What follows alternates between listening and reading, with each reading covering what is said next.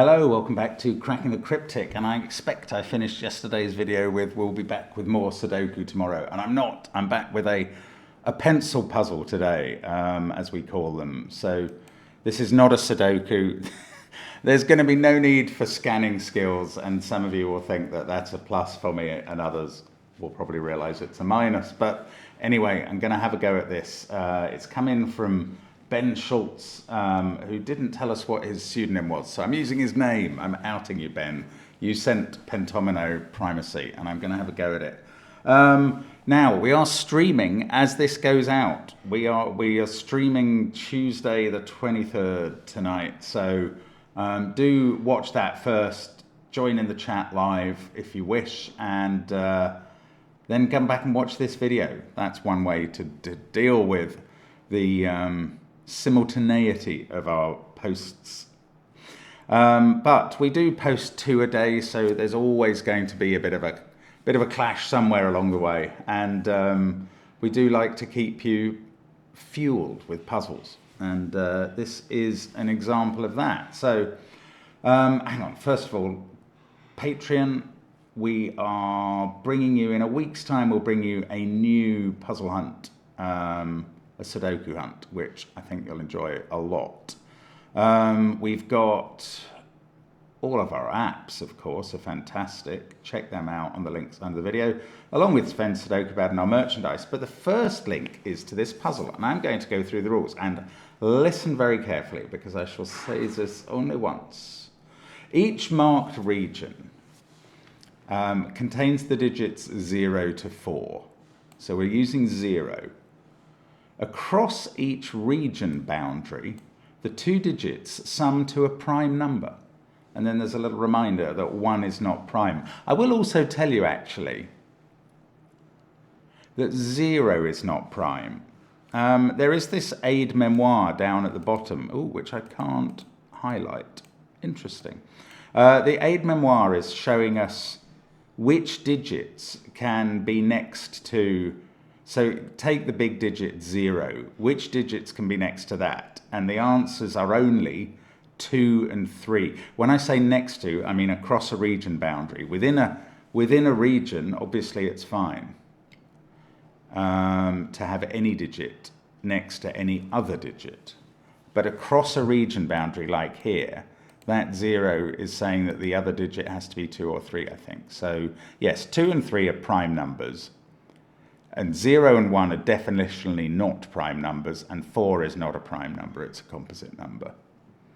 The problem with 0 and 1 is they're not actually composite numbers either. They're just neither prime nor composite, I think. Not that you come to me to get your maths training. I gave up maths after O-levels, or GCSEs as they're known now. So that's the handicap I labour under with the mathematical Sudokus and puzzles. Anyway, so 1 can be next to 1, 2 and 4. 2 can be next to 0, 1 and 3. 3 can be next to 0, 2 and 4. And 4 can be next to 1 and 3. We've got a few given digits. As I've been saying constantly lately, turn off your conflict checker. Actually, I will just check that mine's off, because it was on yesterday. Something to do with SUDOKU PAD. Okay, this one isn't in SUDOKU PAD, so that's okay. Right. Do give it a try if you've understood the rules.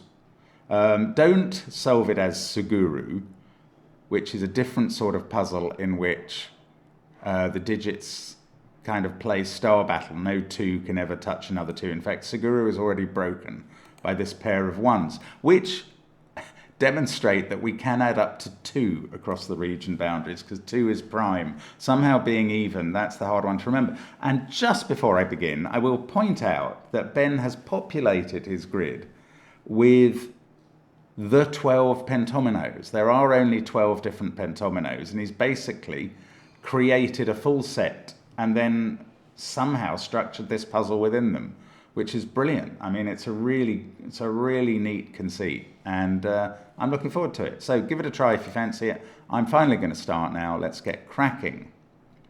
So this place is a good place, because the 0 has to be next to 2 or 3, and the 2 has to be next to 0, 1 or 3. And the only digit that overlaps there is a 3, so we get a digit. I mean, they don't call me, oh my goodness, interrupted instantly. Oh, it's okay. Somebody's going to get that. That's great news. Okay, so I'm not interrupted. I was going to say they don't call me pencil mark for nothing. I am going to pencil mark all the cells opposite givens that sit on region boundaries. So 4 is next to 1 or 3. I mean, this may well show us something quite significant, I would hope. 3 is next. A lot of these givens have 3 possible candidates that can go next to them, which is, I suppose, that is no use. It's not even on a region boundary. 1 can be next to 1, 2, or 4. Okay, this digit is fixed because we've got 1 and 2 in the cage. It seems odd being able to have 1 opposite 1, but we've already got it here. These, I suppose, I can put those in as a 0-3 pair. Yeah, okay, that begins to get interesting because they can't be opposite 1 across the region boundary. That can't be 3. This is a 1 because it's in a shape, a region with a 3. I obviously put the wrong digits in here. I've now got them right. That's annoying. And 2 can be next to 0, 1, or 3. So that hasn't actually yielded quite as much as I'd hoped. That 3-1 pair, I suppose, makes all of these 0, 2, or 4. Now, this doesn't look good. How is there... there is an even prime. I was going to go, these have to add up to an even number. Have I broken the puzzle? There is an even prime, and it is 2. So that is a 0-2 pair, and they're different. That's weird.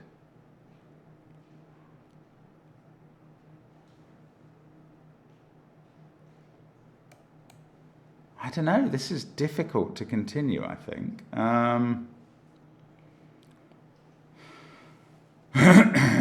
0 or 3, unfortunately 0, well, they can't be opposite 1. I think I probably just said that. These are from 0, 1 or 2. Right. 1 there would make that, well, 1 or 2. 3 there would make that 0 or 2. That is not very helpful.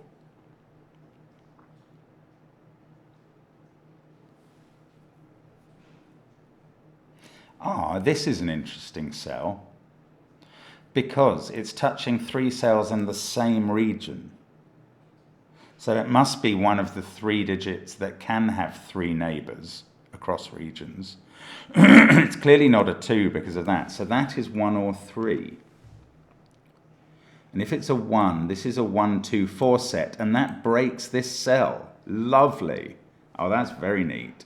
So this is a 3. And this group is 0, 2, 4. Well, that one's 0. This pair is 2 and 4. That's a 1 by elimination now, and this is a 3. 3 can be next to 0, 2, or 4. Now, we must use all this information. 0, that's good. 0 can only be next to 2 or 3 across the region boundary, and we've already had the 2. The 2 that takes a 2 out of that cell. So these are from 0, 1, or 4. That one can't be a 4 because of the 2. I keep wanting to scan across the whole grid and down it. That is an irrelevant thing. That can't be 0, 4, but each of the other 3 combinations works. That's not 3 now. These are from 0, 1, 4. This one can't be a 1. This one obviously doesn't even touch another region. 2 can go with 0 or 1. That could even be a 1, 1 pair. No, it can't be 0 and 1. And it can't be 0 and 0. That is a 1, 1 pair. I said at the beginning that 0 and 1 are not prime, and I can use that here. That's a pair of 1s. Wow. So 1 can't sit next to 0. Again, that's a 2.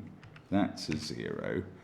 2 could sit next to 1 or 3. 3 can sit next to 0 or 4. You get little segments done, and then you have to branch out. Now, that can't be a 1 anymore. Now, here we go with this same problem with even numbers. These are going to have to add up to 2. It's the only legal even prime. So that's a 2, that's a 0, and that finishes off this region, which I still haven't found out whether to call S or N. I'm so dumb that I can't remember that. 1, 2, 4. Oh, 2 has been ruled out of those by appearing in this region already.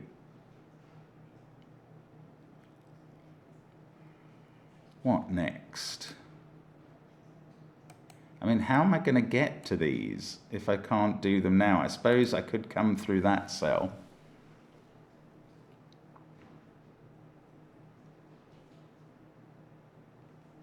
I may be missing something, obviously.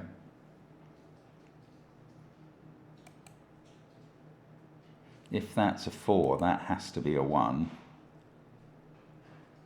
Ah, that's interesting. Yeah, that's very nice. If that's a 4, that has to be a 1. That becomes a 3. And then 4 would be sitting next to 0 or 2, which isn't allowed. So that's not a 4. That's a 0. And that's how we do that bit. The rest of this probably falls out by remaining eliminations. 0 has to be next to 2 or 3. That becomes a 1. That's a 4 to fill the cage. That's a 3. That's a 0. Oh, 3 in the corner. That's 3 in the corner. 0 can't be next to 4, so that's a 2. And that stuff's all done. 4 has to be next to 1 there. This is quite approachable, which is nice. We have 0, 3, and 4 to place. Oh, that has to be a 3. It's sitting next... No. Yes, it does have to be a 3. I was trying to look at that domino, which doesn't matter. This domino does, and 4 can only be next to 1 or 3. So that's a 3. This is 0 or 4. Here we go with the even trick again. We have to add up to 2. And that really is making things considerably easier every time we find it. Every time. It's incredibly helpful.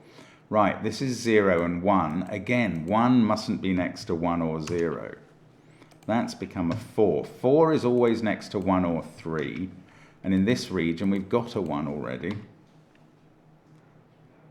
0, 2, and 4. Now, here we go again. 0 plus what even number? 0 plus 2. So that's a 0, 4 pair. This has to be a digit that can sit next to both 0 and 4. Looks like that has to be 3. And here we go again with the even trick. Same again. There they are. They've got to add up to 2. It's incredibly helpful. Thank you. Thank you, the gods of maths, for making there be only one even number. It makes things a lot easier. 3 there. 3's looking into those cells, make them a 2, 4 pair. So the other two are a 1, 3 pair. How is this resolved? Probably very straightforwardly.